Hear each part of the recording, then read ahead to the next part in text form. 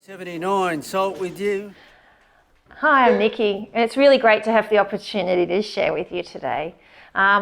Reconciliation Week in Australia was last week, and it was a great opportunity to think about our relationships with each other, our relationship in the continent in which we live. It was really a great time. I work with small children, and they were really quite excited about exploring the idea of reconciliation and what that means for our community, for people who maybe have struggled in our community for generations, and how we can work towards healing that. Conflict's a part of life. No one likes conflict, and reconciliation can come out of conflict, but not always. It has to be an intentional act.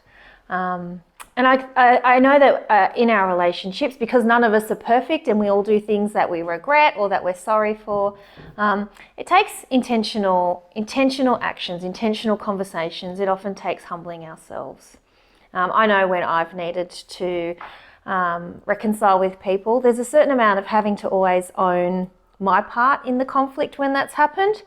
And another thing is knowing our behaviours. I know when I reflect, I've heard it referred to as a slippery slope. So up the top is when we're responding in a way that's positive and helpful and constructive. We can either be passive, so we can try and get away from the conflict and pretend it's not happening. And overlooking's fine. Sometimes with little niggles and little things that happen in relationships, just letting it go is a great first strategy. But conflict is often more than that, just a little thing that happens or someone that's having a bad day once. The opposite of that, so the opposite of a passive response, is an aggressive response, so wanting to fight and arc up and really getting heated with things. And we need to own our bit in that. How do we respond? And it's a great thing to know how you react when things happen, and also the people that you love and care about, how you can diffuse those situations, but moving forward in a way where we can build a path into the future where we can walk together.